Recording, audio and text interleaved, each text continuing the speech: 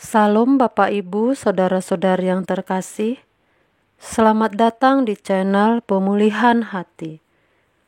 Mari kita mendengarkan renungan firman Tuhan yang berjudul Merespon dengan Benar.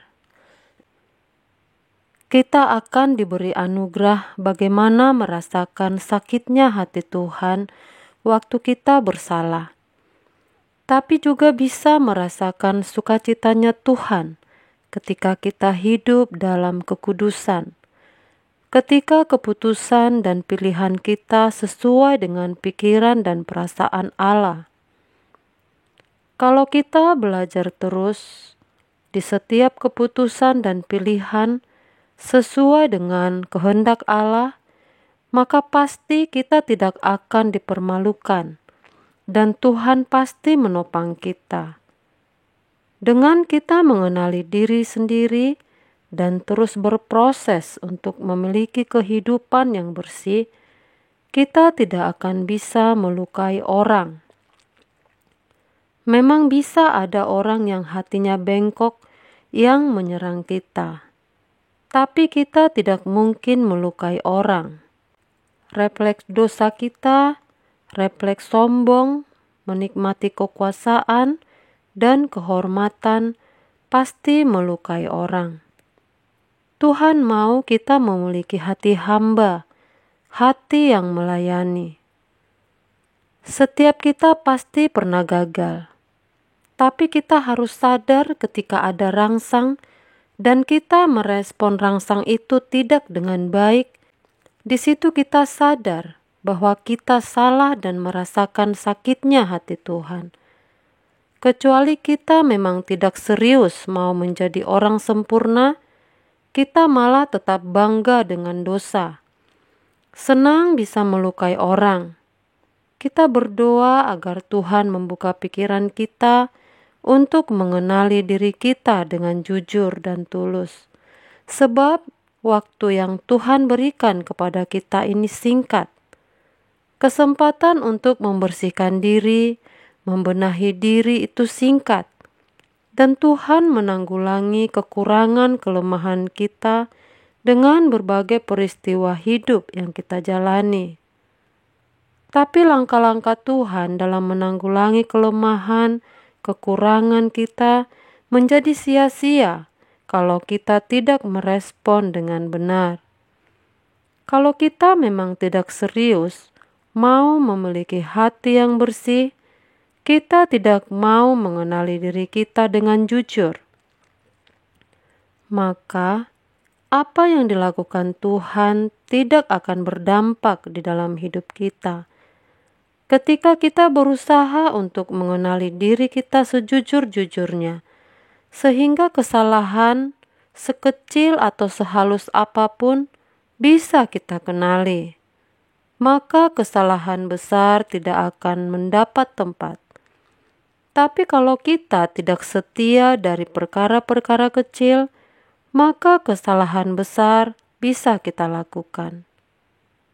Pekerjaan Tuhan yang kita lakukan hari ini atau sekarang ini luar biasa. Kita sedang mengentaskan orang menuju langit baru, bumi baru.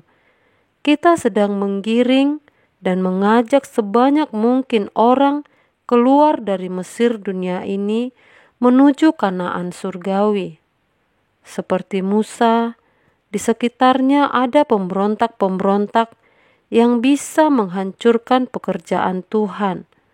Di tengah-tengah kita pun akan muncul orang-orang seperti itu yang tanpa sadar dirasuki setan, bicara sembarangan, bertindak sembarangan, dan itu bisa menghancurkan pelayanan.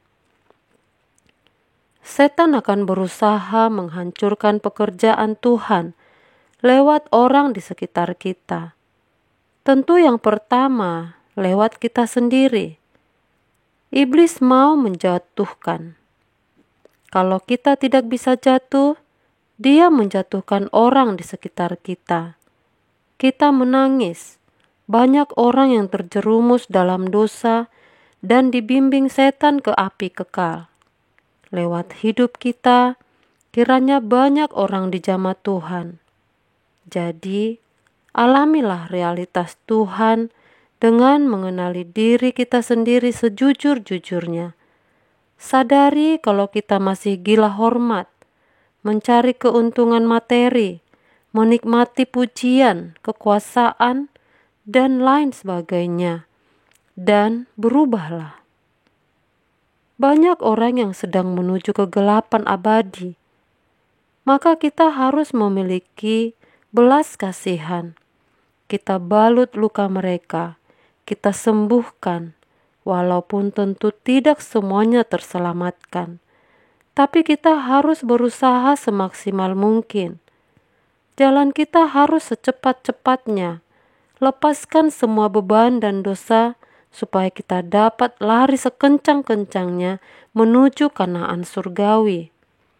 Jangan nakal lagi dan berhenti berbuat dosa.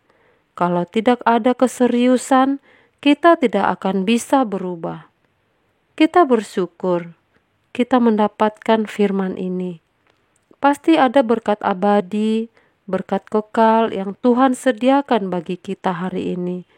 Jangan besok, juga lusa. Dan mulai sekarang, mari kita sambut setiap hari dengan ucapan syukur untuk segala berkat yang Tuhan berikan pada hari itu.